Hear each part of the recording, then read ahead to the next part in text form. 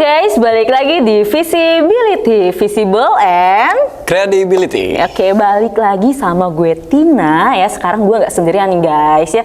Saya sekarang bersama dengan salah satu alumni dari Fakultas Ilmu Sosial dan Ilmu Budaya yang kece abis di sebelah saya. Tentunya silahkan perkenalkan diri aja langsung mas ya. Oke, perkenalkan nama saya Nata Arman. Saya alumni tahun 2020, masuk ke Unpak ini 2016.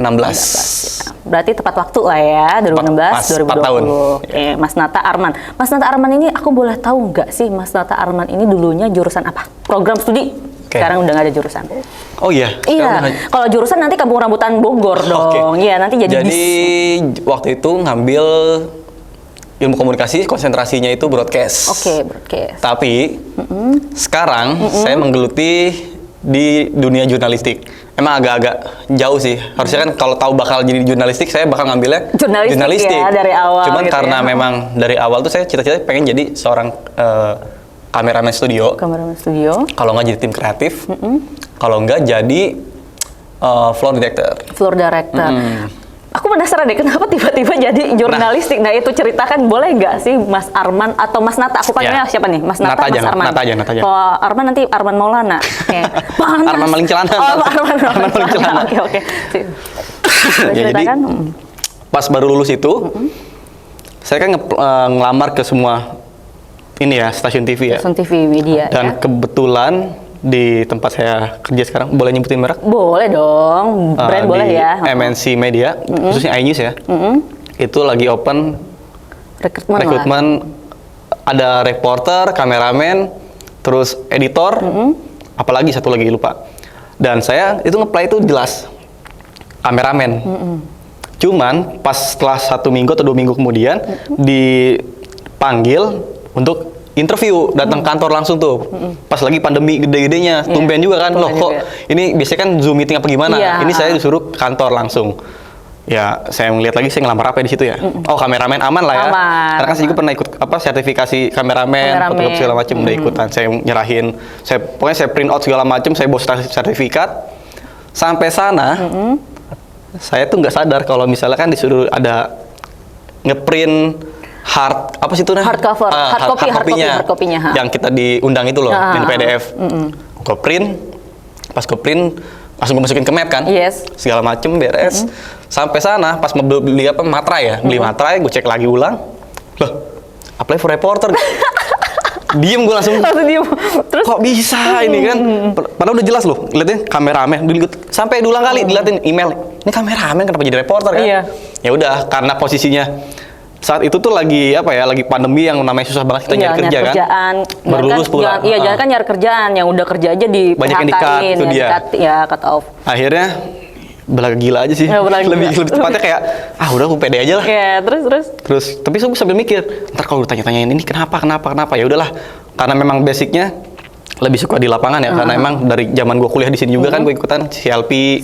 Gue sering ikut apa kayak produksi film pendek, terus CLP itu klub profesi yang ada di ilmu komunikasi ya, yang kepanjangan dari klub lobby film ya, CLP. Dan di CLP juga kita kan belajar gimana cara manajemen waktu segala macam, produksi, apalagi kan kalau misalnya udah budgeting segala macam, itu udah masalah waktu itu ibaratnya kalau dalam kutipan ya, tidur itu adalah sebuah pengkhianatan.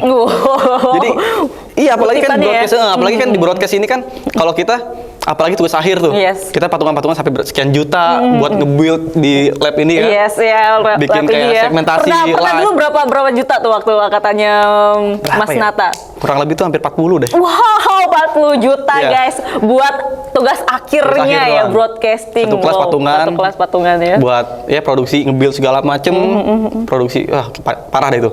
Ya udah akhirnya saya pas dibawa interview bla bla bla bla bla.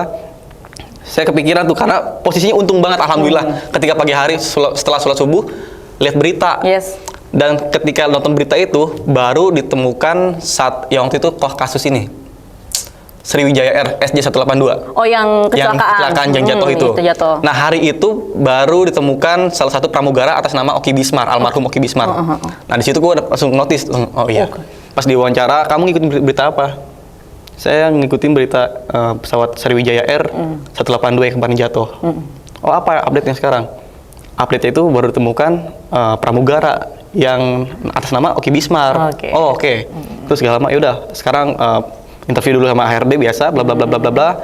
Terus gak lama, tiba-tiba, oke kamu ini ya, tes cam ya. Tes cam. Tes cam. Langsung. Gue panik langsung. Oke, mungkin gue biasa di depan layar ya, misalnya kayak waktu zaman gue kuliah kayak misalnya ada FTV segala macem. Yes. Tapi kan beda, ini kan berita itu kita bawain live report masalah berita kan. Yes. Gue belum ada pengalaman ya. Maksudnya kalau orang tadinya juga ngeplaynya kameramen ya, Iya. jadi reporter. terus apa ya? Kalau misalnya kita syuting atau gimana kan kita baca skrip, terus ngapalin kalau misalnya pun salah atau atau apa nggak sesuai kita bisa ulang lagi, cut atau nggak gimana. Kalau ini kan nggak bisa, apalagi lagi live report. Iya, live report. Waduh, show must going on. Iya, Nggak bisa kita kalau salah, kelar. Kelar gitu ya loh. kan.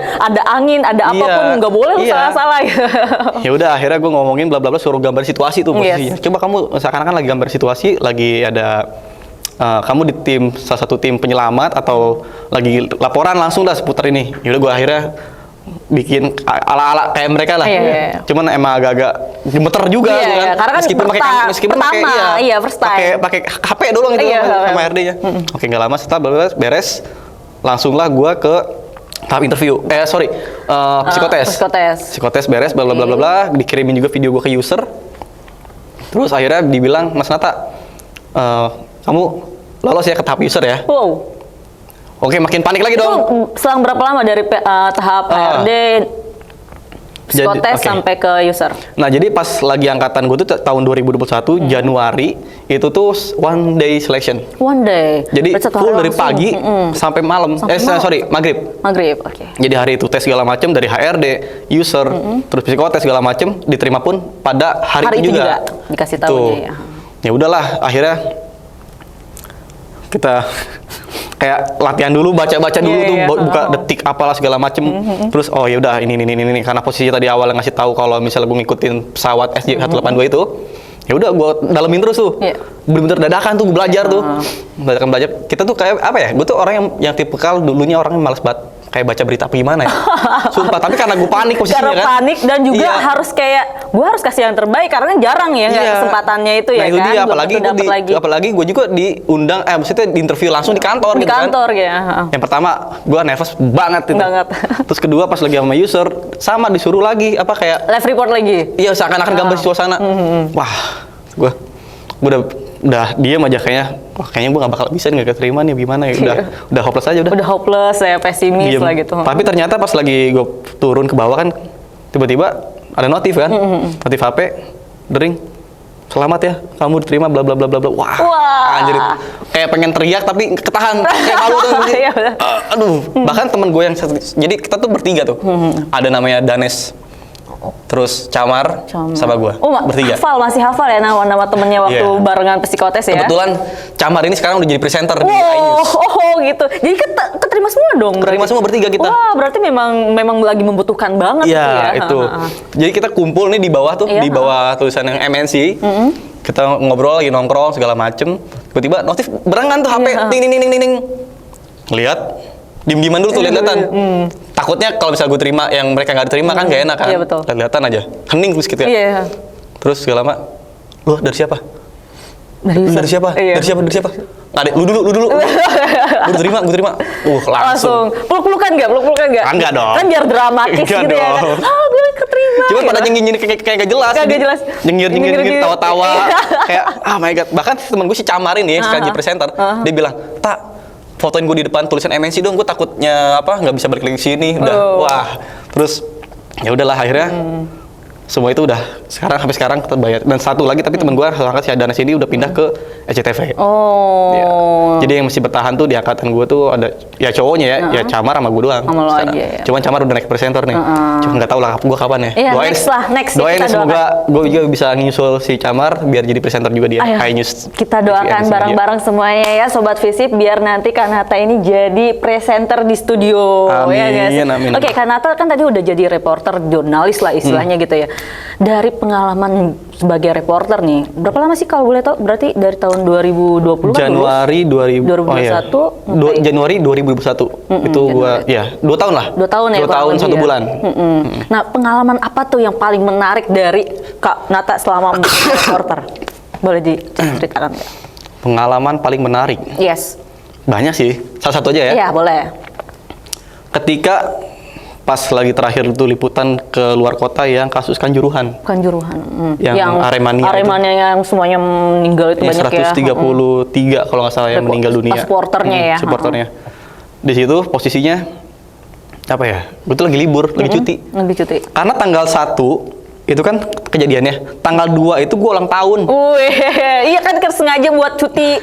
Apa namanya me time lah, betul. Me time. Jadi ya. sebulan sebelum tanggal 2 itu gue udah emang sengaja udah ngelingkarin buat cuti gitu ya. Udah request juga ya. Terus tiba-tiba ya, tanggal 1 kan ke kampus juga tuh ngobrol nongkrong sama teman-teman alumni kan. Terus sampai malam. Nah pas pulang itu temen gue ngomong, "Tak, lu nggak ke Malang?" Emang kenapa ada apa dengan Malang kan? Gue nggak sempat buka IG, nggak tahu apa tuh kan. Ini apa banyak yang meninggal. Meninggal kenapa? Gas air mata, bla bla bla bla. Waduh, berapa orang? Waktu itu masih 50 orang. Terus 50 orang. Terus gak lama kemudian nambah lagi 70 orang. Terus gue diem kan. Kayaknya gue gak bakal kesana dah, karena gue lagi cuti. Oh iya sih, udah yakin ya, karena gue udah request cuti nih guys gitu terus ya. tiba-tiba gue kepikiran lagi, tapi kayaknya gue bakal kesana juga deh. Kenapa tiba-tiba kepikiran bakal kesana? Nggak tahu kenapa. Firasat kali ya. Iya, karena tiba-tiba kayaknya gue bakal kesana juga, tapi nggak mungkin sih, gue lagi cuti. Iya gitu ya. Tapi ya nggak tau lah. Iya tuh. Akhirnya gue pulang tuh, subuh. Tidur, jam 7 pagi, HP gue geter banyak banget bom. Gitu ya. Dari manajer gue, session head gue. Iya. Akhirnya gue angkat tuh. Iya siap mas, ada apa? Kamu posisi sekarang di mana? Siap, saya di rumah. Oh yaudah kamu sekarang berangkat ya ke Malang. Hah? Mas izin saya lagi cuti. Nggak apa-apa, kamu geser aja cutinya. Oh ya udah. Terus bilangnya penerbangan malam kan harusnya. Iya. Kita naik pesawat. Iya naik pesawat. Kapan penerbangan kira-kira malam? Oh ya udah, gue tidur lagi tuh. Tiba-tiba ternyata gue dibom lagi tuh dari jam 10 sampai jam 12 gue baru angkat karena gue baru bangun tuh. Iya. Bener-bener lagi pusing gimana sih? Gue telepon diangkat, Nata kamu ternyata dimajuin di penerbangan jam 3 sore.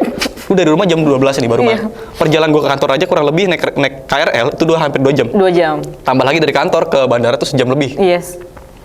Terus pertanyaan ya, nggak bakal mungkin dong. Nggak mungkin. Nggak bakal ngejar. Nggak mungkin kekejar. Ya udah, akhirnya gue bilang dulu. Tadi kan infonya kan bakal malam. Iya, ternyata kan dimajuin. Iya, kamu gini nih. Ya udah, gue siapin dulu udah prepare, berangkat. Ternyata ya nggak ngejar kan.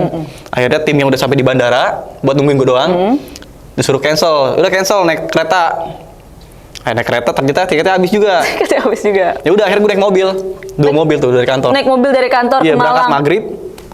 Sampai Malang itu jam 8. Jam 8 pagi dong. Jam 8 malam itu jam 8 pagi itu gue langsung udah ada proyeksi breaking news. Wow. Kelar itu. Kelar loh. belum dapat nyampe hotel. Tapi akhirnya gue negoin dulu. Karena posisi masih di jalan itu kan jet lag juga kan, karena kan apalagi naik mobil kan. Naik mobil terus ngebut juga kan, karena ngejar waktu juga. Yes, ngebut jalan, tahu sendiri jalan tol Jawa itu kan, wah masih kacau dah. Nggak sebagus kayak di Jakarta. Sampai sana gue negoin sebentar, akhirnya yaudah gue dikasih spare jam 10 akhirnya. Jam 10. Lumayan tuh 2 jam kan, tapi ya percuma gue nggak bisa tidur juga. Cuma yang penting gue sarapan, udah ganti baju, udah mandi segala macem, udah fresh lagi lah. Udah fresh lagi. Ternyata Kanjuran itu dari kota Malang 1 jam. Akhirnya ya udah sampai situ gue diem lagi kan. Sampai Polres dulu. Langsung Nata standby, mati lu. Standby. Langsung udah kita siaran live report bla bla bla bla bla. Nggak lama disuruh kita geser lagi ke Kanjuruhan. Ya udah gue benar-benar ngeliat yang namanya apa ya, masyarakat itu terutama yang Aremania keluarganya benar-benar datang nangis segala macem. Itu di situ gue kayak ngerasa wah anjir. Gue kayak ngerasa apa ya, ada gejolak batin juga. Jadi empatinya dapat gitu ya. Jadi kita merasakan apa yang mereka rasakan gitu ya. Tapi ada satu hal di situ tuh, aduh. Kenapa tuh? Ada apa ya? Kayaknya ada sempat ada kesalahan teknis ya.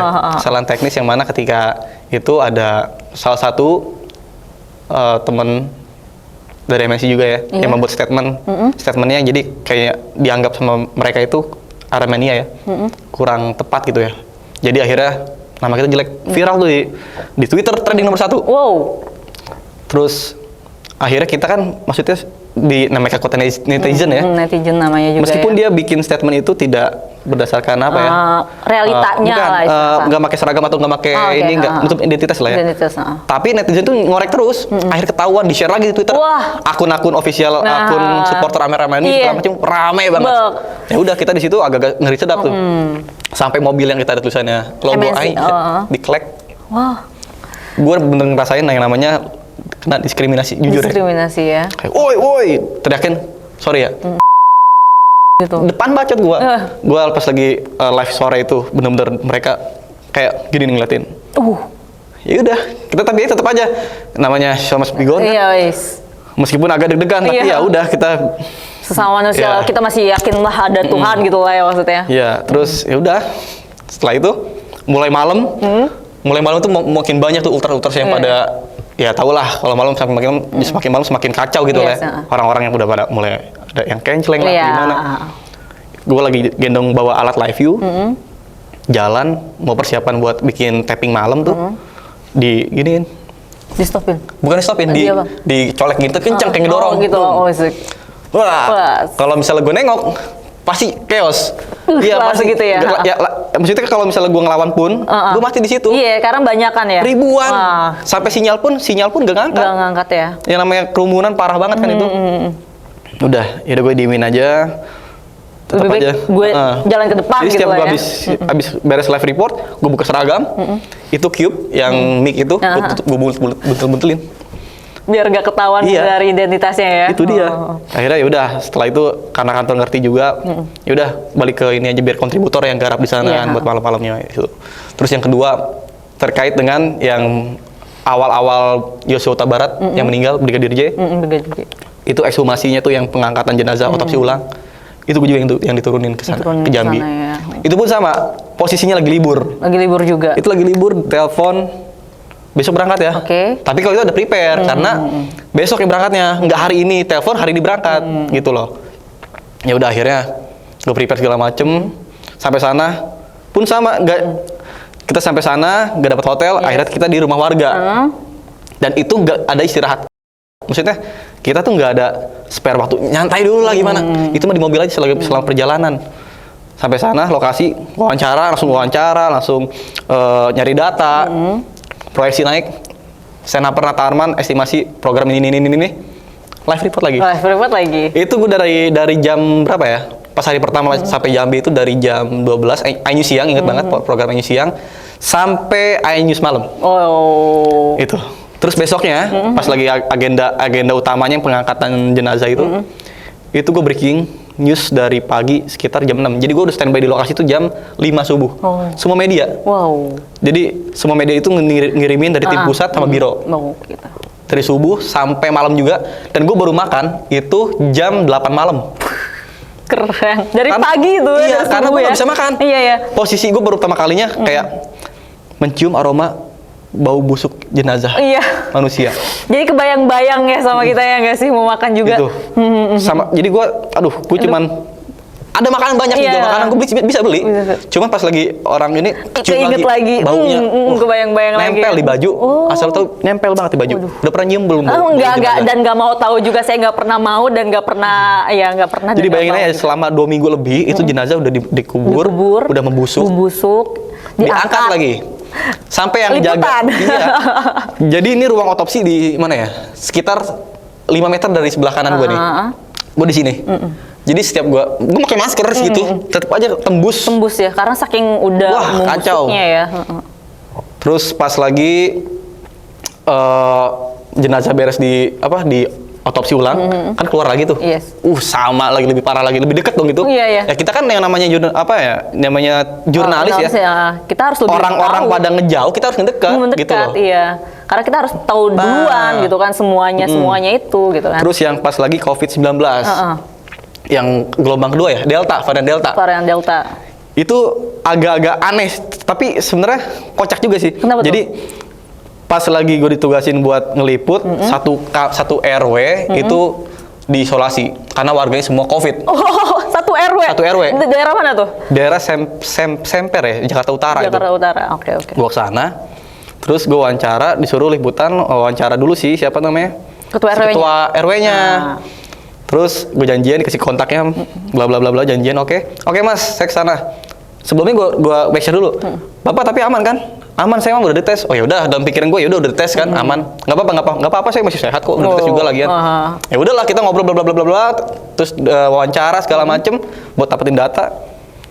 Di akhir kata, Pak, tapi bapak tesnya kemarin, tapi udah ada hasilnya. Iya, tapi sebenarnya saya masih nunggu juga sih sampai sekarang loh. Tapi saya udah dites. Iya. Berarti belum ada hasilnya dong. Nah, di situ langsung lihat-lihat kan gue sama kameramen gue.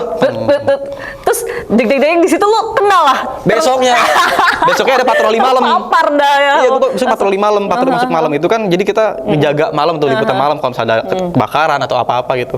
Di situ mulai badan gue gerges. Menggigil lah ya. Iya, menggigil, nggak karuan. Terus tiba-tiba gue bisa nyium. Nggak bisa menghirup sama sekali. Oke. Ibaratnya gini loh, gue tidur sama kucing gue. Satu kamar. Kalau kucing gue nge-pup, itu kan pasti ada aromanya. Iya. Sama sekali nggak ada, nggak ada bau sama sekali. Akhirnya gue bilang ke korlip gue ya, korlip dulu dari korlip. Mbak, izin saya boleh tes ini nggak, bla bla bla bla. Oh iya, emang kenapa? Saya gini gejala. Waduh, bahaya. Ya udah kamu besok tes ya di ini nih. Ya udah gue tes. Hasilnya besok tuh. Iya. Tidur. Rame lagi telepon HP gue. Wah. Tring gitu ya. Nata, kamu gimana kondisinya? Iya, saya masih lebih parah nih. Yaudah kamu tenang ya, kamu sabar ya, kamu positif. Langsung diem gue. Waduh. Wah, anjir, gue positif. Ya udah, akhirnya gue dirujuk ke Wisma Atlet. Ya udah, akhirnya di situ gue ngerasa bener-bener, wah gila sih ini. Yang mana ya kan Pak RW itu ya. Pak RW nih emang nih. Gara-gara itu, jadi sampai gue bikin di LinkedIn gue tuh kayak ada postingan sebelum wawancara lagi live report, terus sebelahnya lagi gue lagi di Wisma Atlet kayak gini. Itu sih tantangan kita tuh gitu. Jadi ketika orang menjauh, kita harus mendekat gitu, karena kalau bukan kita siapa lagi gitu. Iya, benar-benar yang lebih mengetahui situasi di sana gitu kan, karena kan kita untuk menyampaikan informasi kepada halayak gitu kan. Gila, itu suka dukanya dari Mas Nata ya tadi sebagai reporter, yaitu tadi dari insidennya Kanjuruhan ya kan, dari insidennya satu RW kena COVID gitu. Sampai kena COVID juga. Kena COVID juga beliau ini ya korbannya. Gejalanya apa aja tuh Mas Nata selain tadi nggak bisa mencium? Apa ya? Menggigil juga kan tadi. Menggigil parah, demam tinggi banget. Demam tinggi juga, batuk. Batuknya bener-bener dahak ya. Batuknya bener-bener kayak kering, sakit gitu ya. Dada tuh kalau tidur kayak ada yang gimana ya? Kayak bukan neken, kayak ada yang kayak ada yang nusuk ini nih. Jadi kayak ada yang kalau batuk jadi kayak sakit nusuk gitu sakit, ya. Sakit. Karena pas lagi dites tuh CT gue tuh, CT value gue tuh 13. Wah. Normalnya itu berapa ya? 35 apa? 35 40-an lah. Atasan ya. Gue 13. Gue udah diem aja. Terus gue akhirnya kan jadi gini, pas malam itu harusnya gue live report di pembukaan Tower 7. Oke. Karena kondisi makin parah kan, PPKM langsung diterapin lagi segala macem. Pagi-pagi itu gue harusnya live pagi di Tower 7. Ternyata gue jadi pasien di Tower 7. Itu. Kacau bener-bener. jadi bukannya nge-live report tapi malah jadi pasiennya, malah di live reportin kayaknya nih nanti sama temennya gitu ya. Oke. Gitu. Ini ngomong-ngomong tadi yang di Brigadir J ya, Brigadir Joshua, kalau nggak salah ya, kita pernah lihat tautan TikToknya Mas Nata nih ya, itu viral banget guys, gila. Itu tuh sampai reporter kece. Nah itu bisa tahu nggak sih Mas Nata kalau misalnya ada yang ngevideoin Mas Nata lagi live report, tahu nggak video itu? Itu ya, demi Allah gue nggak tahu. itu beneran, itu di FYP muncul semua itu. Jadi sumpah. Gimana ya? Gue tuh lagi posisinya tuh lagi Baradae ya. Iya. Baradae ya. Tentang apa sih waktu itu gue lupa lah ininya. Lagi beres doorstop kan, beres doorstop. Gue udah langsung tiba-tiba ada breaking dadakan tuh. Ya udah gue panik dong. Iya. Karena posisinya ya udah, karena gue emang gimana ya, nggak terlalu ngikutin banget. Karena kan kalau ada yang di embed buat di sana dari awal sampai akhir. Nah karena posisinya senior gue yang selalu ngikutin itu lagi berhalangan hadir, lagi nggak masuk, gue yang di sana. Terus pas lagi gue nyari data segala macem, lagi persiapan itu, gue nggak tahu tiba-tiba ada yang videoin gue. Iya, ada yang videoin gue. Terus ya udah, gue lagi di kereta ya, lagi pulang. Ada yang DM gue. Teng, ini lu bang. Hah? Gue lihat, iya. Wah, kata gue. Nggak lama, makin malam teman-teman gue semua sampai Budini ngirimin di screenshot. Nata, ini kamu. Iya bu. Terus Terus teman-teman angkatan gue juga sama. Ini buset lah. Gimana tuh rasanya Mas Nata? Apa ya? Ketika itu jadi artis TikTok dadakan nih pas live report. Gak nyangka kan itu termasuk sukanya nih berarti ya. Sukanya jadi reporter dong ya dong. Iya. Diam-diam ada yang jadi ada netizen yang Ya, gitulah. populasiin. Ya kan? Apa ya? Jadi pas lagi tahu itu tuh kayak anjir teknik siapa sih maksudnya? Gue cari kan. Iya. Oh ini orangnya ternyata. Gitu. Jadi memang dia itu adalah fans beratnya dari Richard Eliezer. Mendukungnya dia lah. Karena kan Richard Eliezer setelah kita tahu persidangan dia kan selalu jujur apa gimana. Iya. Terus ya udah ketika posisinya itu gue juga ada di situ. Nggak kepikiran sama sekali kok itu. Yang namanya lagi panik kok. Lagi panik gitu data lah segala macam. Tiba-tiba nongol gue. Loh, gimana? Tapi gue kayak gini suka aneh. Gue emang ada awalnya dari TikTok gue tuh cuma followers cuma 13 karena gue cuma iseng doang. Tuh cuma pengen lihat kayak sekarang informasi juga di sana kan, bukan cuma konten-konten yang nggak jelas karena memang yang terupdate juga di TikTok di sekarang juga udah kayak Instagram kan. Iya udah kayak. Terus gak lama tiba-tiba follower gue nambah 1.000. Waduh. Dari 13.000 guys, keren banget. Terus banyak banget itu yang DM-in dari Instagram, dari TikTok segala macem. Waduh. Ya itulah kekuatan dari sosial media sih. Media ya. Jadi kita nggak pernah tahu juga kan. Itu di luar rencana. Iya benar. Itu gue lagi panik, lagi gimana. Nih, kita sambil lihat kali ya tayangannya TikToknya seperti apa di sini ya. Nanti kita ada ditampilkan di sini guys ya.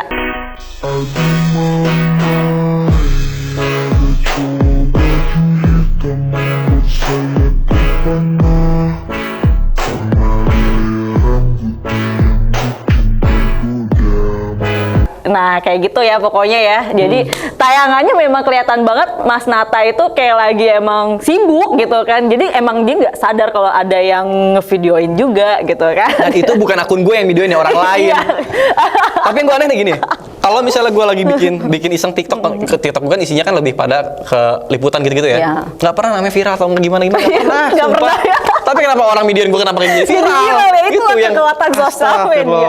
Kita nggak ada yang tahu siapa yang bisa memviralkan kita guys. Itu dia. Keren ya Mas Nata ini jadi dari 13 followers sekarang jadi 1.000 sampai berapa sekarang? 1.100 lah. 1.100 loh, tanpa harus beli. Instagram juga sama, dari 4.000 berapa ratus sekarang jadi 5.000. Udah bisa centang biru bentar lagi nih. Keren. Mas Nata udah keren banget ya. Teman-teman yang mau masuk ke Fakultas Ilmu Sosial dan Ilmu Budaya pengen jadi kayak Kanata gitu kan, siapa tahu yang followersnya nyari followers gitu ya, yang tadinya 13 jadi 1.000, ayo kita masuk ke FISIP jadi kayak Kanata ini. Oke, Kanata kan tadi udah nih suka dukanya ya jadi reporter ya kan, tadi banyak banget tuh sampai dari ngeliput yang COVID sampai kena COVID lagi gitu kan. Aku mau tahu deh gitu ya, maksudnya dari semua suka duka itu gitu ya, yang paling banget nih ya sama Kanata sangat-sangat apa namanya terkenang sih sebenarnya selain itu gitu ya, maksudnya kayak ada sukanya nggak sih, maksudnya tadi kan duka mulu ya kayaknya duka mulu deh itu kayak maksudnya kayak makan nggak jadi gitu kan gitu.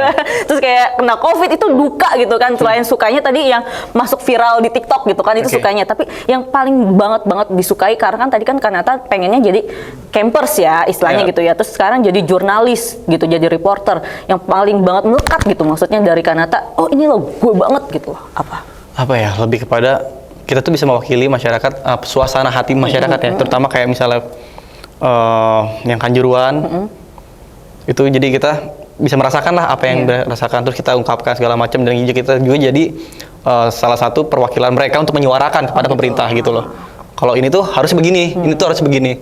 Terus juga yang paling bener-bener kayak ngerasa bener-bener terenyuh banget, bahkan sampai sejujurnya hampir mau nangis gitu. Pas lagi kecelakaan yang di Bekasi, yang truk kontainer nabrak SD, anak 5 anak SD kelindes, meninggal semua, yang otaknya. Wah. Iya. Kalau nggak salah bukan anak SD aja kan itu banyak juga. Pedagang segala macam juga itu kan di luar dugaan ya. Di luar dugaan. Itu sih kayak bener-bener nggak nyangka aja gitu loh. Jadi kita bisa ngerasain orang tua yang nangis segala macam. Kita gimana sih? Jadi di posisi dia gimana sih rasanya kalau misalnya anak kita kayak gitu? Jadi kita nah itu apa tuh? triknya biar kita bisa merasakan apa yang mereka rasakan. Gimana tuh, kan kadang ada tuh suka ada katakanlah ya, ada reporter lain tuh kalau nanya gimana perasaan Anda ketika kehilangan orang yang sedang meninggal, kan ada tuh yang begitu kan. Itu tuh reporter yang aduh gitu kan. Gimana tuh menurut Mas Nata? Jadi apa ya, kalau misalnya untuk pertanyaan-pertanyaan itu ya yang nggak harus ditanyakan. Yes, betul. Itu kalau di news kayaknya nggak ada. Nggak ada ya. Cuman, sorry itu gue bukan yang nyudutin apa. Mungkin lebih kepada yang sering jurnal, bukan sedih lah. Iya, pasti nggak sedih mungkin ya. kita, perasaannya gimana? Wah, saya seneng. Nggak mungkin dong. Iya, Itu loh, jadi memang udah di blacklist ya untuk pertanyaan perasaan jangan untuk gitu. yang newsnya. Terus kalau ya. misalnya anak kecil juga kita harus ada pendampingan dari orang tua. Jadi kan kalau misalnya kita melanggar ada ini juga. Kena masalah lagi sama segala macam. Jadi memang harus didampingi sama orang tua yang di bawah 17 tahun lah istilahnya gitu ya, atau anak kecil gitu ya. Kan tetap balik lagi kita berpedoman ke kode etik jurnalistik juga. Ya, jurnalistik. Oke, Bang Nata nih ya. Tadi kan udah ceritain nih liputan di mana, live report di mana gitu ya. Aku mau tahu dong salah satu Mas Nata bawain ya, Mas Nata bawain live report ya dari salah satu yang Mas Nata pernah liputan. Boleh nggak kita live report di sini? Kita saksikan ya. Ayo, yang pas Kanjuruhan deh. Aku penasaran deh pas Kanjuruhan yang udah lupa banget itu, dia banget. Oh, pas Mas Nata diliatin sama orang-orang ya kan, bawa identitas itu gimana tuh? Pengen tahu gitu kan feel-nya waktu di sana. Ayo Mas Nata. Kita liatin ya, kita lihat. Tapi kalau misalnya di sini tuh kayaknya beda auranya. Auranya beda ya. Jadi kayaknya masih ya, aku yang ngeliatin. Begini enggak ngeliatinnya? Oke, misalnya Tina jadi presenter di studio ya, jadi anchor ya. Coba. Iya, silakan Nata untuk menginformasikan kejadian di lapangan. Baik Tina dan juga pemirsa, memang dapat kami sampaikan bahwa telah kemarin tanggal 1 Oktober 2022 yang mana telah terjadi insiden maut. Sorry, nggak insiden maut. Di sini tuh kayak beda banget. Enggak. Emang kita selalu nembak sama narasumber kita buat ngomong bawain ya. Jadi memang beda feel-nya kalau udah di sini ya. Beda, ada apakah orang-orangnya, ada apa gitu. Gue tuh kalau misalnya fokus, kalau misalnya memang real ya. Gitu ya. Gue langsung, serius. Kalau di sini, aduh, jangan. Apakah yang lain deh, Mas Nata, yang kalau yang lagi COVID deh, kalau nggak. Lagi COVID? Coba lagi COVID nih, Mas Nata lagi COVID nih. Bayangin Mas Nata kan harusnya tadi liputan di Tower 7 kan? Sebagai liputan buat yang COVID ya kan? Tapi ini kan malah kena COVID. Coba sekarang bayangin Mas Nata lagi kena COVID terus sambil liputan. Coba. Coba, ayo, bisa nggak? Sambil menggigil. Ya, pemirsa, dapat kami laporkan bahwa saat ini memang di Tower 7 sudah banyak sekali dari masyarakat, terutama dari wilayah DKI Jakarta yang terkena COVID-19, termasuk saya pribadi yang seharusnya pada kemarin itu saya liputan atau live report pagi di pembukaan Tower 7 bersama dengan humas dari Rumah Sakit Darurat COVID-19 Wisma Atlet, tapi ternyata kenyataannya saya juga malah jadi pasien COVID-19, dan memang untuk CT saya sendiri ini sangat rendah, yakni 13. Jadi seharusnya 35 ke atas, dan saya ini udah mendekati ambang kematian gitu. Dan masih disuruh live report, guys. Keren. Saya kembali pada Anda di studio, Tina. Iya, terima kasih saudara Nata yang berada di lapangan. Keren. Ya, jadi begitulah kira-kira ketika Mas Nata kalau lagi kena COVID disuruh live report sama korlipnya. Keren ya. Oke, Mas Nata. Oke. Kita boleh flashback dulu nggak ke belakang? Apa ya? tuh? Terkait misalkan dulu kan Mas Nata ngambilnya broadcasting nih ya. Betul. Terus kerjanya jurnalistik gitu kan. Kenapa sih dulu Mas Nata itu tertarik gitu di dunia broadcasting? Oke. Jadi sebelumnya gue tuh pengen banget ya lulus SMA bisa kuliah di IKJ. Itu masalahnya. Di IKJ. Oke. Cuman kendalanya itu di satu mahal banget ya. Dana, pas biaya. Mahal banget. Yang kedua juga selain dari SKS semester, tugas-tugasnya kan gila-gila ya di sana ya. Gila-gilaan juga lebih parah. Syuting-syutingnya, wah patungannya sekian juta. Di sini bisa 40 juta, di sana bisa ratusan bahkan. Nah, karena memang di sana kan emang fokusnya banget buat pertelevisian dan perfilman ya. Karena memang sebagian besar yang sutradara besar-besar di Indonesia itu dari sana kan, akhirnya kayak di Petet, Almarhum segala macam. Terus karena nggak sampean, akhirnya gue nyari kan, di mana sih di daerah sini yang ada jurusan komunikasi, khususnya biar prepare gue masuk kerja di stasiun TV. Karena cita-cita gue pengen kerja di TV. Berarti memang pengen dari dulu di TV gitu ya? Akhirnya Pakuan lah ada. Oke. Gue lihat harganya kan, wah, ramah lumayan. lingkungan, Ramah lingkungan, ramah di ramah di kantong. dompet. Ya udah, akhirnya gue daftar, ya udah. Setelah itu gue sempat bingung, karena nilai gue waktu itu broadcast itu A juga, jurnalistik A juga. Oke.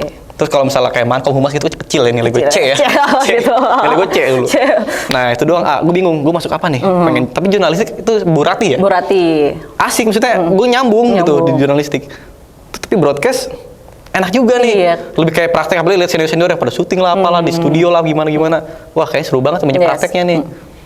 Tapi akhirnya gue milih ke broadcast karena posisinya itu gue pengen tahu belakang layar kayak gimana lebih lanjutnya kan.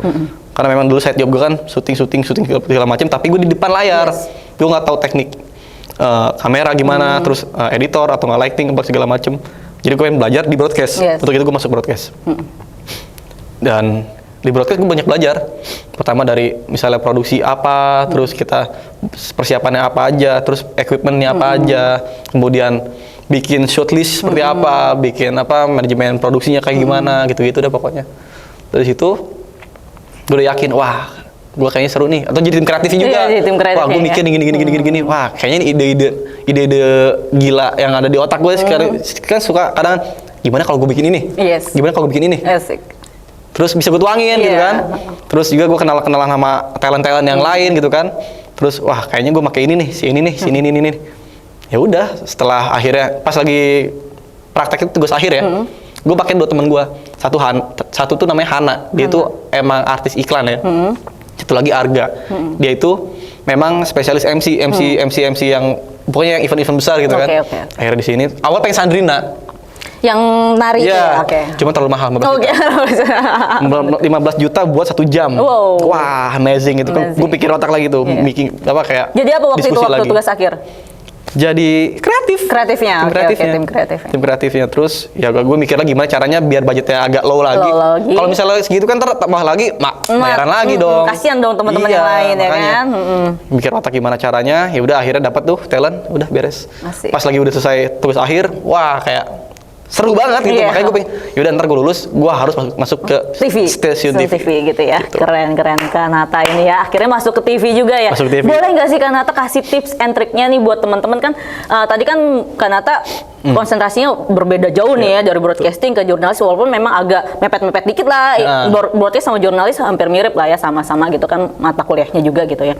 Nah ini tips and triknya nih buat teman-teman yang sedang mengemban kuliah atau yang mau udah lulus nih tapi belum dapat kerjaan gitu kan, atau yang baru mau masuk nih buat dede calon mahasiswa gitu kan. Tips and triknya nih biar nanti bisa mewujudkan cita-citanya seperti Kanata ini gitu ya. Jadi apa tips and triknya? Tipsnya ya intinya kalau misalnya kalian mau benar-benar punya, intinya jangan salah jurusan. Itu pertama, jangan pernah salah jurusan. Jangan pernah salah jurusan. Jadi kalau misalnya kalian memang minatnya di penyiaran, ya udah kalian komunikasi. Jangan kalian kalau misalnya pengennya ini tapi jurusan lain, ntar malahan jadi kalau misalnya salah jurusan seret-seret gitu ya, kayak ke bawah-bawah gitu. Kayak gue salah jurusan deh, malas-malesan jadinya. Jadi malas-malesan. Terus intinya kayak absen segala macam, meskipun kita ngantuk apa gimana ya, absen aja udah datang. Ntar karena apa ya, kita tuh bakal bisa karena lagi panik tuh. Misalnya lu tanya, Nata gini. Oh iya, karena tadi langsung nyari lagi. Ntar lama-lama nempel di otak kan. Terus kedua, jangan pernah sungkan-sungkan kalau misalnya kita nggak tahu, nggak ngerti, nggak paham sesuatu, ya tanya aja. Karena dosen-dosen kita di sini enak gitu loh. Kalau misalnya tanya, Bang ini gimana? Pasti diajarin. Nggak harus di jam kuliah ya, di luar. Kalau misalnya kalian ikut organisasi terutama nih. Kalau misalnya kalian ikut organisasi, itu kan pasti ada dosen pembimbingnya. Itu bakal welcome banget kalau misalnya lu nanyain sesuatu hal yang lagi lu pengen pelajarin, tapi nggak ngerti tuh pas lagi di matkul. Itu bisa kayak private, itu gratis lagi kan, terbuka gitu loh. Ya. Terus jangan mudah menyerah. Jangan pernah menyerah gitu. Dikit-dikit down, gue nggak bisa gini, gue nggak bisa. Ngeluh sih ya, lebih ke ngeluh. Ini tugasnya gimana sih? Ribet banget sih, gini. Jangan gitu. Pokoknya enjoy aja, jalanin aja gitu ya. Jangan ngerasa beban, nikmatin aja, udah proses. Karena nanti hasil itu nggak bakalan berkhianat gitu loh. Jadi ya menurut gue jalanin aja. Gimana ya? Ya pokoknya kita nikmatin prosesnya, gitu ya, aja. sambil kita mendapatkan apa yang kita dapatkan di sini gitu ya. Sama Jadi punya target. Oke, targetnya ya. Target kita nanti setelah lulus ini kita bakal kemana. Terus kalau misalnya kalian ikut organisasi, ntar kalian ada senior yang bakal ngarahin kalian kayak gini. Ntar setelah ini kalian ikut ke sini. Kalaupun misalnya kalian butuh magang, nggak mungkin namanya senior apalagi di organisasi yang pelit informasi. Nggak gitu mungkin. Ya, nggak mungkin ya, karena untuk tujuannya organisasi adalah ya untuk saling tukar pendapat, pikiran, ya nggak sharing ya kan sih, saling berbagi itu untuk organisasi ya. Nah itu udah tips trik dari Kanata ya. Jadi jangan pernah menyerah, jangan ngeluh mulu, lakuin prosesnya, jalanin aja ya, karena usaha tidak pernah mengkhianati hasil kata Kanata. Oke, sekarang kesan pesannya deh Kanata nih ya. Ini terakhir, pertanyaan terakhir buat Kanata, kesan pesannya selama mengemban di Fakultas Ilmu Sosial dan Ilmu Budaya Universitas Pakuan. Apa ini kesan pesannya? Kesannya sih, kesan yang nggak pernah, selain Kanata dapat pacar di sini gitu ya, kesannya gitu, yang lain gitu loh Kanata. Ya, kesan saya selama berkuliah di sini selama 4 tahun ya. Di sini kampusnya benar-benar enak ya, kemana-mana tuh deket, ya kan? Dekat ya, karena di strategis ibaratnya segitiga bermuda ya, segitiga emas. Oke. Kita mau kemana gampang. Terus kedua, di sini kampus ini tuh banyak banget aktivitas-aktivitas mahasiswa yang di luar kayak misalnya cuma di depan itu kayak lupa fisip, terus sharing. Jadi bukan cuma nongkrong doang, tapi ada sesuatu yang bermanfaat kayak misalnya sharing ini, sharing itu. Terus di sini juga kita banyak belajar kayak organisasi, gimana cara manajemen ini itu. Terus juga senior yang benar-benar ngerangkul. Kayak gue, contohnya gue misalnya waktu zaman gue kuliah di sini, senior itu pasti kayak, "Tak gimana gini. Tak lu udah ini belum?" Gitu. "Bang, gue nggak ngerti nih caranya gimana ya." "Oh gini tak caranya." Jadi kita ya benar-benar ngerasain, kita tuh ngerti lebih gue tipikal orang yang bisa belajar itu di luar kelas, ngerti? Di luar kelas ya. Kalau di kelas mungkin ngantuk apa gimana, mager. Tapi kalau di luar karena kita pengen, gue pengen bisa gini nih. Bisa ya. Bang, gue pengen ini dong. Cara gimana sih? Oh ini. Yaudah gue praktekin. Berarti di sini itu nggak ada senioritas ya, gitu kan? Maksudnya jadi seniornya malah justru mengemong adik-adik juniornya ya di sini tuh. Iya betul. Nggak beda kayak senior di fakultas yang lain-lain gitu ya, yang sangat senioritas. Ya. Oh lu gimana sih ini? Padahal main tangan hajar. Aduh. Di sini nggak ada. Di sini nggak ada gitu ya. Kesannya itu sih kayak misalnya asik. Cuma bukan di sini, tapi di sana nggak tahu ya, maksudnya di mana nggak tahu, di luar Indonesia ya kan.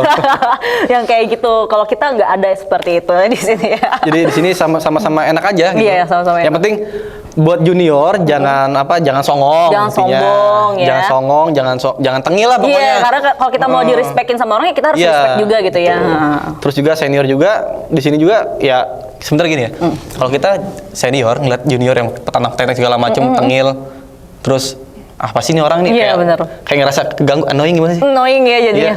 Tapi kalau misalnya dia sopan segala macem, kita bukannya hormat ya. Tapi emang itu etika. Etika betul. Karena kita orang Indonesia ya, orang Timur sangat menjunjung tinggi etika, sopan santun kayak gitu ya. Nggak bakalan mungkin lah, maksudnya senior yang apalagi udah lulus, udah jadi sudah kerja di mana, kayak pelit-pelit ilmu, nggak mungkin lah ya. Selagi lu sopan, selagi lu mau belajar, itu pasti bakal bantu. Nggak mungkin nggak.